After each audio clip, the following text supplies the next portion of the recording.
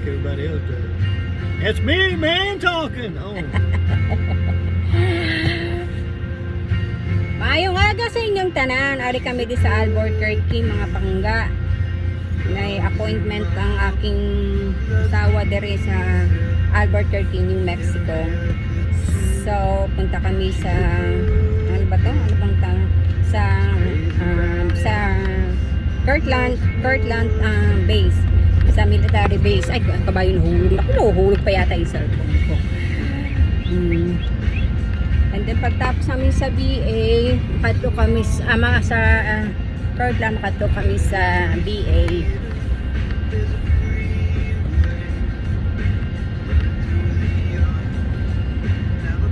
Ang akong asawa nagamaneho subong.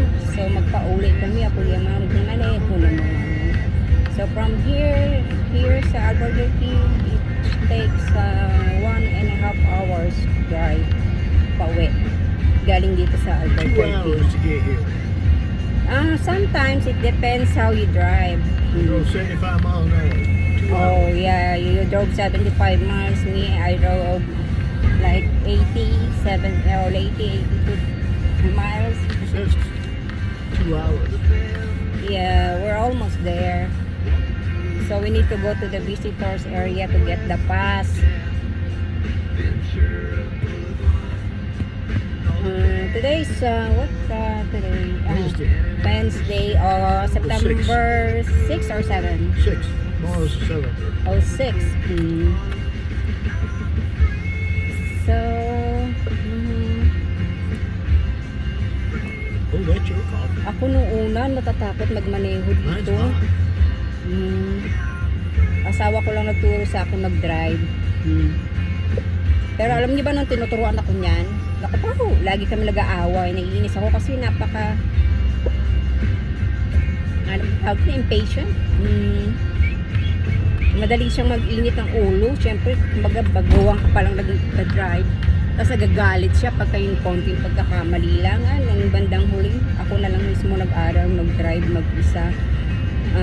Sa National Road lang ako nagda-drive. Tapos after nung medyo okay na ako sa highway, tinry naman ako ng asawa ko mag-drive sa We can live on the street. sa Free. Sigsag. Punta kami lang mountain. Doon ako nakahasa nung isa sa Sigsag na pagda-drive.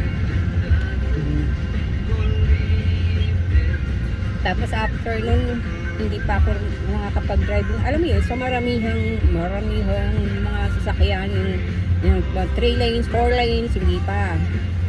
Pero eventually natuto din ako. Lakasan lang talaga ng loob. Pag may hinang loob mo, hindi ka talaga makakapag-drive. Pero pag malakas ang loob mo at may pananampalataya ka kay God, madali ka matututo at lalakas yung loob mo. Pero nakaranas na rin ako ng accident. That was last year. Tawag dito sa freeway din yun. Halos 4 lane. That was the first time that na-accident ako. And then nahit kami ng 18-wheeler truck. Pero thankful talaga ako kasi kahit na-hit kami ng 18-wheeler truck, yung driver's side ang naapektuhan. I was the one who driving that time. So, hindi talaga hindi talaga kami napuruhan baga. Pero, although naapektuhan yung steering wheel kasi medyo nag-wiggle siya. Mahirap siya i-drive kasi pag mag-merge ka sa kabila, nag-wiggle siya. So, dasal ako ng dasal hanggang sa makauwi kami noon. Pagagaling lang namin sa BA noon kasi na-confine yung asawa ko. So, na-discharge siya that day. Ano yun when was that? That was last year. June. So, isang taon na nakakaraan. June, I think that was June 18. Kung hindi ako nagkakamali. Walang police report that time kasi nga, nasa freeway kami, 4 lane Hindi ko naman masabi sa asawa ko na kunan yung truck picture kasi nga parang unstable pa siya yung kanyang isip, yung kanyang kamay kasi nga na-stroke siya, na mild stroke, kaya siya na-confine. Pero okay pa rin ako kasi talagang thankful talaga ako.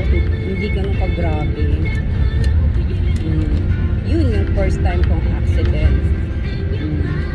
Ayan, malapit na kami guys. We need to go there. What's that? BDU, What's that video means? the military uniform. Oh, wrong. They do that. They do have in Kirtland base. In what? We went to Kirtland base in military clothing. Yeah, but they're higher. Oh, okay. These are probably about $5. There, they're probably We'll see. $40, $50. There's a car coming.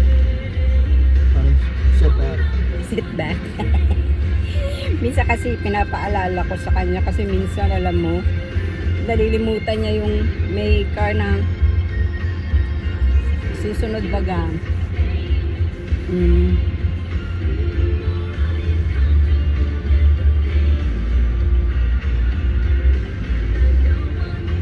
Dito kami sa Albuquerque ngayon, punta kami ng Kirtland. Yun na naman. Diba sabi ko naman dito kami sa Albuquerque. Ano ba yan? Agree. Yes.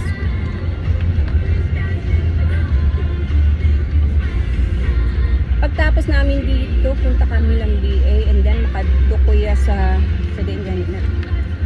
makadto kuya sa 99 store na Asian store kasi doon meron sila mga Pilipino food at baka makabili din ng fresh sipon kasi yung nabibili kong shrimp sa lugar namin sa Grass frozen eh. At tapos ano na siya, yung cook frozen na siya. Eh mas iba talaga yung fresh. Ay, nakalimutan ko magdala ng cooler para sa shrimp. Tapos baka may crab din sila kasi favorite king crab. Mahilig ako sa seafoods, darling. Seafoods, tapos ano pa ba? Wala, yun lang number na favorite ko seafoods. The rest, okay lang. Kumbaga, normal. Typical lang. Pero ang gusto ko talaga is yung seafoods. There's a lot of traffic. We can turn. That's hard. They need to stop. What?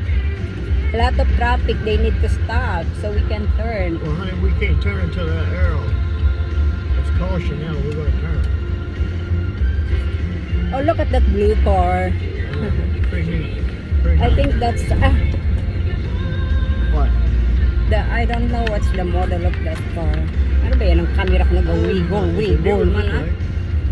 New paint job and everything is new. I know, not too many people, that's good. So we can get done early. 15 miles per hour.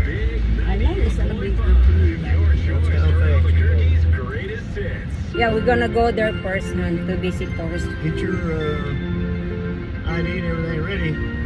I got it, and we're gonna ask them also when we get there if I can have two ID. The ID, remember? You have to do that at the place where I'm picking it up at, I think. Yeah, that's what the guy told me.